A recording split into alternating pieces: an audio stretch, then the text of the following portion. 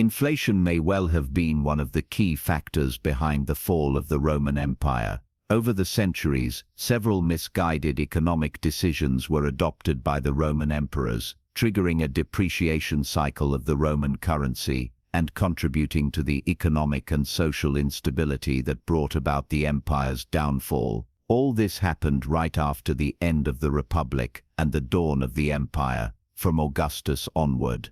During this transitional period, Rome evolved from a republic governed by senatorial decrees into a centralized imperial power dominated by emperors who wielded immense authority. With this shift came new forms of propaganda and control, and one of the most visible tools for both was the coinage system. The emperors understood that they could use coins with their images on them to display their power and earn popularity. Coins became an important way for them to stand out and flaunt their authority throughout the vast territories of the empire. These coins not only served as a medium of exchange, but also as miniature monuments that spread the emperor's image and reinforced loyalty among the people and the army. Of all these coins, the one that stood out the most was the denarius. Through the centuries, it was the backbone of the Roman economy, a currency that circulated across provinces, paying soldiers, merchants, and administrators, and symbolizing the strength and unity of Rome's financial system. When the denarius was first introduced during the late Republic, it was an almost pure silver coin, valued and trusted across the empire. Over time, however, its purity began to fade as the government struggled to sustain its financial obligations. The almost pure silver was gradually replaced by lower quality alloys, reducing the coin's theoretical weight and signaling a worrying change in the Roman economy. The denarius's decay was a complex phenomenon driven by several factors. The depletion of precious metal reserves was a critical cause as conquest slowed and the inflow of silver and gold diminished. The inadequacy of the state's finances further compounded the problem as extravagant spending on construction, festivals, and the military strained the treasury. This situation worsened during wartime when the debasement of coins became even more pronounced.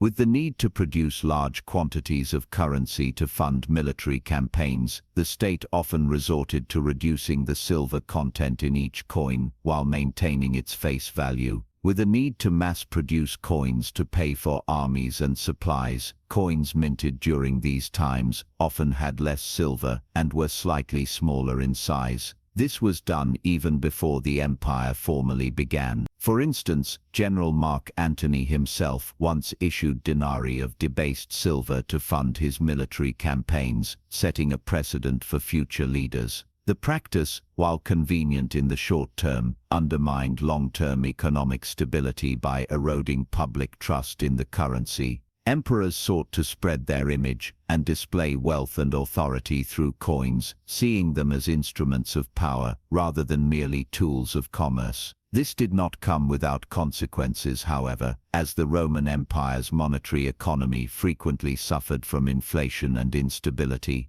This was largely the fault of the emperors themselves, who often issued vast quantities of coins to finance large-scale projects such as temples, amphitheaters, and military campaigns, which, despite bolstering their propaganda, brought little direct benefit to the common people. Nevertheless, up until the end of the 2nd century AD, Roman inflation remained relatively controlled. The empire's prosperity, coupled with efficient administration and expansive trade, sustained its economy despite periodic disruptions. However, after the assassination of Emperor Commodus in 192 AD, the Roman economy changed dramatically. A devastating civil war broke out with the end of the Nerva-Antonine dynasty, and the Roman Empire descended into a period of political chaos and military unrest that deeply affected its financial foundation. Money became extremely important in this tumultuous context, influencing not only the economy but also politics. Roman emperors found that they could use wealth to secure their soldiers' loyalty, bribing them with generous payments and donatives to ensure their support. The civil war further heightened the need for financial resources as rival claimants to the throne competed to outspend each other. Septimius Severus rose to prominence during this crisis, establishing a new dynasty that would rule the Roman Empire for more than 3 decades. Yet the repeated military campaigns and expansion of the army exhausted the imperial treasury. Striving to secure the army's loyalty and defeat his opponents, Severus greatly increased the number of soldiers and raised their wages, placing unprecedented pressure on the state's finances. As military spending soared and social instability grew, Rome was forced to lower the amount of silver in its coins to cover expenses. The continued debasement of currency led to rampant inflation, drastically eroding the purchasing power of the denarius and weakening confidence in Roman money.